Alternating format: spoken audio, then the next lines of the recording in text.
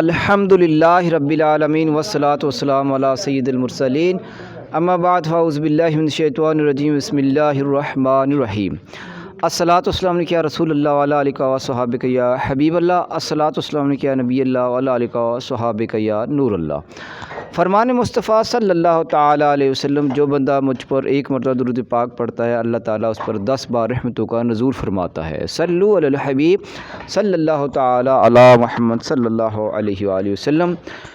تمام ناظرین کی بارگاہ اقدس میں آپ کا ہوسٹ انور حسین اتاری چینل کے ذریعے سے پھر حاضری کی سعادت نصیب ہو رہی ہے مجھ گنگار کو، اور آج ہمارے ساتھ مہمان خصوصی چینل پر موجود ہیں جناب حضرت مولانا ذاکر صاحب، جو کہ جامعہ حاضیہ کے پرنسپل بھی ہیں اور محتمم بھی ہیں۔ تو آج ہم ان سے ہی جاننا چاہیں گے کہ یہ آپ نے جو مدرسے کا جو آغاز ہے کب کیا تھا، اور اس کی کیا تاریخ ہے، کب سے چل رہا ہے، اور کیا اس کی صورتحال ہے، اور اس کے ساتھ ساتھ میں ہم ان سے یہ بھی جاننا چاہیں گے کہ جو قرآن پاک کے بارے میں گستاخانہ جو بات کی ہے یہ وسیم رضوی نے، اس کے بارے میں بھی ان کے کیا تاثرات ہیں۔ جی ان کو ہم خوش آمدید کہتے ہیں ہمارے چینل کے اندر مولانا ذاکر صاحب۔ السلام علیکم ورحمۃ اللہ وبرکاتہ۔ بسم اللہ الرحمن الرحیم۔ اللہ کے نام سے شروع جو نہایت مہربان رحمت والا ہے۔ محترم سامعین کرام، خاکسار ذاکر حسین نقشبندی دل کی احمد گہرائیوں کے ساتھ انور اتاری المدنی چینل کو مبارکباد پیش کرتا ہے جزاکم اللہ خیر کہ اپنا قیمتی وقت نکال کر آپ اس ادارے میں تشریف لائے۔ ادارہ کیونکہ بستی کے تھوڑا سائڈ پر ہے، یہاں کم لوگوں کا آنا ہوتا ہے، اس لیے ہم آپ کو خوش آمدید کہتے ہیں۔ رہا مسئلہ یہ، ہمارا ادارہ جو ہے دارالعلوم مجدد الفیضانی کے نام سے ہے۔ 2012 میں اس کی تعلیم کا آغاز ہوا اور 2011 میں ہم نے اس کی سنگ بنیاد رکھی۔ مرشد کامل جناب قبلہ بابا جی لاروی میاں بشیر احمد لاروی مدد العالی کی دعاؤں کے ساتھ اس ادارے کا آغاز ہوا ہے۔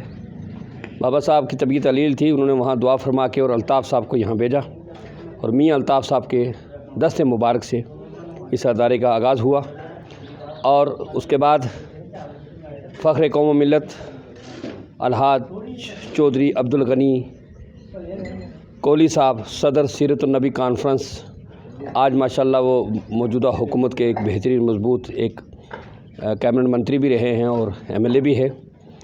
ان کی اس ادارے کے ساتھ بڑی محبتیں رہی ہیں اور بڑی محنتیں رہی ہیں، اور آپ یہ جو دیکھ رہے ہیں کہ سامنے یہ جو دیوار لگی ہے، یہ کوہلی صاحب نے سب سے پہلے اس ادارے کی یہ باؤنڈری کروائی، اور پھر ان کا بڑا تعاون رہا ہے۔ اللہ پاک ان کی عمر میں اور ان کے بال میں برکت عطا فرمائے۔ اور بھی بہت سارے حضرات ہیں یہاں، ہماری محلہ ڈھونگیا کی حاجی شاہ محمد اور ان کے اس پورے اہل محلہ حضرات کا یہاں تعاون ہے، خاص طور ان لوگوں کا جن کی یہ جگہ تھی، جنہوں نے ہمیں وقف کی ہے۔ بہرحال آپ کا ہم شکریہ ادا کرتے ہیں۔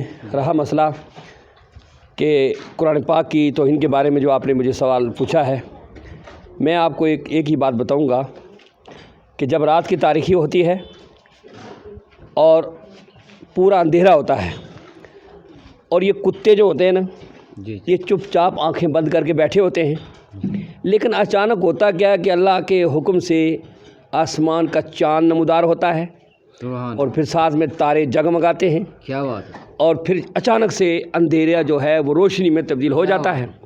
لیکن وہ کتے جو ہوتے ہیں نا، ان کو وہ اچانک جو روشنی آ جاتی ہے جب، تو وہ ہڑبڑا جاتے ہیں اور وہ اور کچھ نہیں کر سکتے، وہ جہاں جہاں ہوتے ہیں جنگل میں، شہروں میں، کوچوں میں، وہ بھونکنا شروع کر دیتے ہیں۔ تو آسمان کے ستاروں اور چاند کی روشنی پر زمین کے کتوں کے بھونکنے سے کوئی فرق نہیں پڑتا۔ جس کا آپ نے نام لیا، میں اس کا نام لینا بھی مناسب نہیں سمجھتا ہوں۔ صحیح۔ اسلام 1450 سال پہلے آیا، آج تک کسی غیر مسلم نے بھی اس قسم کا دعویٰ نہیں کیا جتنا اس خبیث نے کیا ہے، معلوم۔ اور میں آپ کو یہ بتاؤں، کتا جو ہے نا، جی جی، وہ اپنے مالک کا وفادار ہے۔ بے شک۔ شاعر کہتا ہے، جس دل وچ عشق نہ رچیا کتے اس دی چنگے، کیا بات ہے، مالک دے گھر راکھی دیندے صابر بھکھے ننگے۔ کیا بات ہے، اس ملعون اور خبیث سے کتا اچھا ہے۔ بے شک۔ تو میرے کہنے کا مقصد یہ ہے جی جی، کہ اس خبیث کے بھونکنے سے قرآن پاک کی عظمت پر کوئی فرق نہیں پڑنے والا ہے. صحیح بات. جس چیز کا ذمہ پروردگار عالم نے خود لیا ہو وہ اس خبیث کے بھونکنے سے کچھ نہیں ہوگا. بس یہ ہے کہ اگر کسی کو جنت جانا ہو تو وہ اس خبیث کو جا کے اس کی گردن اڑائے، اور میں دعوت سے کہتا ہوں وہ سیدھا جنت میں چلا جائے گا انشاءاللہ. اس لیے ہم اس خبیث کا نام اس دارالعلوم مجددہ الفسانی کے ایریے میں لینا نہیں چاہتے ہیں. ہم اس کی مذمت کرتے ہیں، تردید کرتے ہیں. ہمارے دارالعلوم مجددہ الفسانی کے تمام طلبہ، تمام اساتذہ، ہمارے ریاست جموں کشمیر کے مفتی اعظم حضرت علامہ مولانا مفتی محمد اسلم رضا صاحب، کیا بات ہے، کے مشورے سے آج وہ یہاں اس وقت ابھی تشریف نہیں لا پائے ہیں. میری ان سے بات ہوئی ہے، ان کی طرف سے اور پورے عملے کی طرف سے ہم اس کی سخت مذمت کرتے ہیں. اور پوری بستی، یہاں ہمارے خورشید بھائی ہیں، ایسے لوگ وہ کیا ہے خبیث.